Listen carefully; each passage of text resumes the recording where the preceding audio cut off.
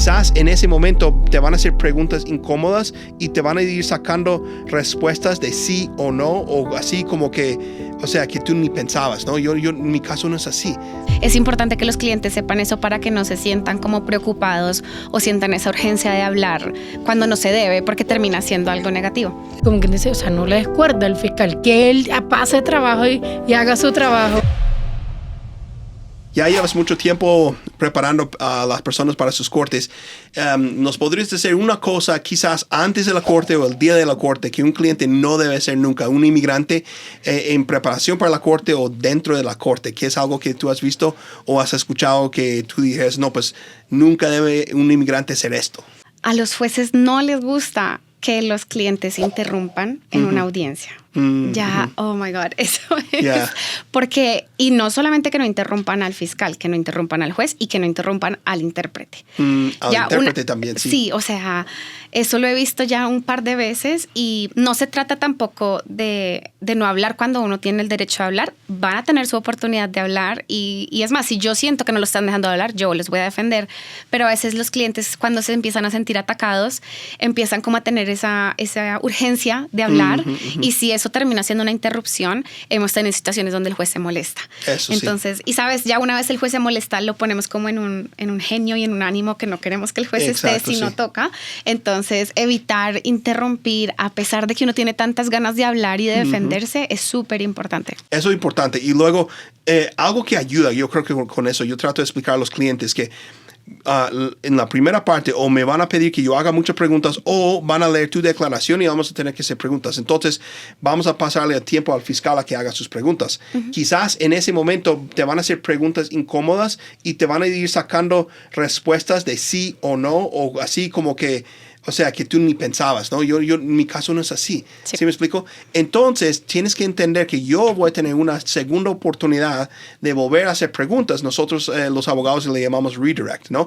Pero yo voy a poder tener la oportunidad de volverte a hacer preguntas y no solo eso, sino que yo me estoy fijando en los puntos claves de lo que es la ley. Entonces, si te hago más preguntas, es para arreglar ciertos asuntos que tienen que ver con las partes importantes de lo que es el asilo político o la protección que estemos pidiendo al juez, ¿no? Entonces pueden tener la confianza de que van a tener su oportunidad nuevamente de explicar la situación. Sí, tenemos la oportunidad de preguntar después si sentimos que hay algo que se tiene que aclarar. Para volver a mostrar nuestro lado de los argumentos, claro. También pasa a veces que el fiscal hace preguntas que, como tú dices, son sí o no, o la respuesta es tan limitada que el cliente siente que no se dio a entender bien lo que ellos querían decir.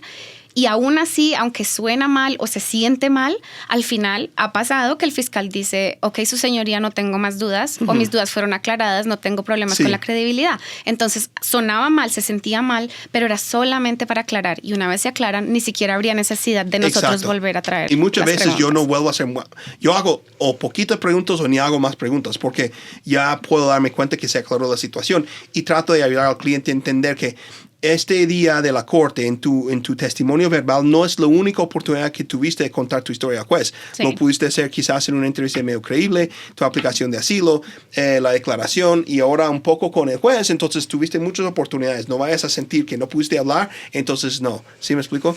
Sí, y si el juez, y si el fiscal ya dijo, ya resolví mis dudas, no tengo más preguntas, eso es una señal de que, ok, por el lado del fiscal ya no tenemos problemas y el juez probablemente va a querer que las cosas avancen ya, como no seguir retrasando el tema, entonces probablemente no hagamos preguntas, pero la oportunidad la hay. O sea, no es un caso perdido, no es que nos dejamos acallar, tenemos posibilidad de hablar y es importante que los clientes sepan eso para que no se sientan como preocupados o sientan esa urgencia de hablar cuando no se debe, porque termina siendo algo negativo. Yo pienso que, por ejemplo, cuando vayamos a corte, si estamos en cross-examination, que es cuando el fiscal le hace preguntas, no darle como quien dice cuerda. Y eso yo también se lo digo a mis clientes. Bueno, me encanta esto. Como que si te dicen qué hora es, no. Por ejemplo, si te dicen, ¿cuál es la hora? ¿Sabes qué hora es? Tú no digas, sí, son las 5. Di sí. Y después si el fiscal quiere que te pregunte, ¿qué hora es? Sí, eso es un talento importante para un inmigrante. Quizás es la única vez que va a estar en la corte. Tienes que escuchar la pregunta. Si te preguntan, ¿sabes qué hora es? Sí. Es una pregunta sí o no. Hay dos respuestas. Y no es que, bueno, entonces te voy a contar toda mi vida, ¿no? Y eso Exacto. pasa mucho en las cortes y entre los hispanos que quieren alargar. Y como tú dices, Exacto. darles cuerda. Porque precisamente el fiscal está buscando ahí algo Claro. que para decirle al juez, bueno, mira, él no sabe. Entonces, simplemente contestar lo Sí. que te preguntan y más nada. Correcto. Yo una vez estaba en una corte y el fiscal empezó a hacer preguntas como, ¿usted tiene una licencia? ¿Usted maneja? Y era como que, ¿qué es eso? O sea, no se objetó para ver cuál era a lo que iba, pero era simplemente para ver si la persona era creíble. ¿Me entiendes? Como que no tenía nada que ver si fue perseguido o no, es simplemente su credibilidad. El cliente estaba como, pues sí, tengo licencia, pues sí, manejo. ¿Me entiendes? Como preguntas básicas, sencillas, pero el fiscal va viendo dónde va a caer. Como que, Exactamente, porque realmente ese es su trabajo. Eso le digo a los clientes. Aquí no tiene que ver con quién es bueno o quién es malo. Aquí tiene que ver con que cada persona está haciendo su trabajo. Sí. Y pues el trabajo de él es ver si tú eres creíble o no. Sí, exacto. Yo tengo entrenamiento en diferentes situaciones de cortes también. Y, por ejemplo, en las cortes penales, un fiscal no va a hacer muchas preguntas abiertas. No quiere que la persona hable mucho. Es simplemente tú estuviste aquí en tal hora, tal día, y tú hiciste tal cosa y esto más nada. No quieren alargar. Correcto. Entonces, porque ellos tienen que comprobar que la persona es culpable de los cargos y eso. En la Corte de Inmigración es un poco diferente. Muchas veces los fiscales sí quieren que la persona hable. Eso es lo que buscan. Porque entre más habla la persona, más oportunidad tienen ellos de encontrar Correcto. cosas que no sean consistentes con su historia, ¿no? Entonces Sí. hay que saber qué es lo que están tratando de buscar.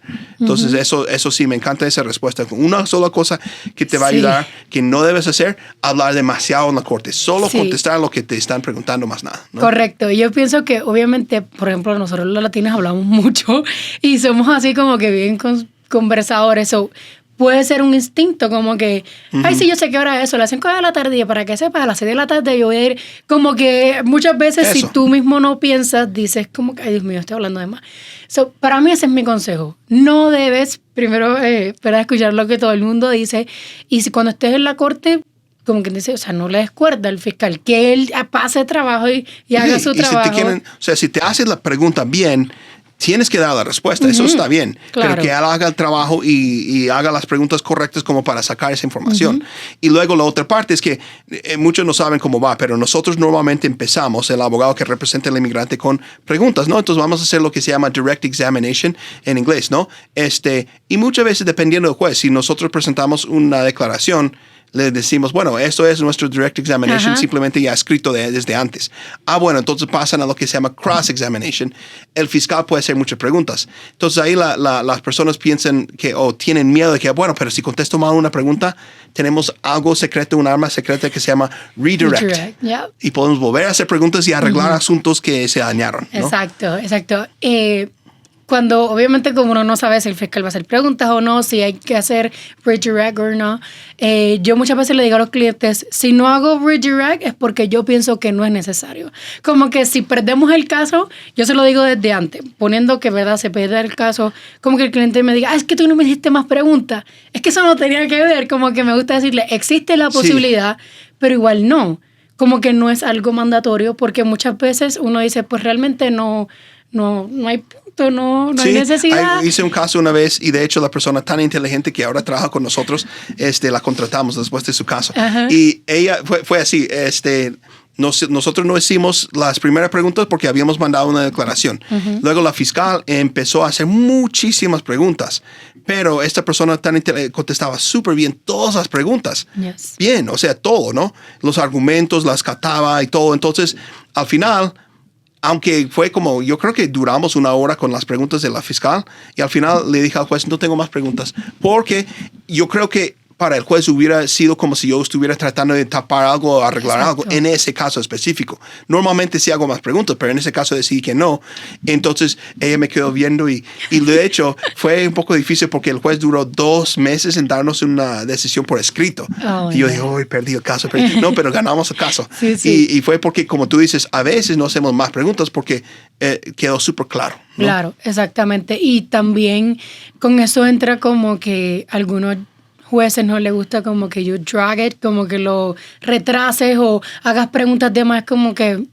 Sí, no. ya sea en video con WebEx que usamos con los jueces de inmigración o en persona con un juez de inmigración, el abogado también estamos tratando de leer la cara del juez, ¿no? Sí. Y si el juez está ahí así, o un poco aburrido o así, ya, no más preguntas, ¿no? Exacto. Eso Y es lo especialmente porque sí hay muchos jueces que ya están en su casa desde haciendo WebEx o ya es muy tarde y están así como dices, como que ya están listos para terminar el día, como que a mí me tocó, uno de los casos que me tocó ya el juez me dice, ya yo estoy inclinado en afirmar el asilo. ¿Quieres hacer tu closing, tu argumento último? Y yo, pues no. No. Hay que escuchar lo que el juez te dice. Te habla en un idioma diferente. Si más o menos te da a entender lo que quiere hacer, lo que quiere saber. A veces te dicen al principio, bueno, yo entiendo todo lo del caso, pero sí quiero saber un poco más del tiempo que esta persona vivió en Chile.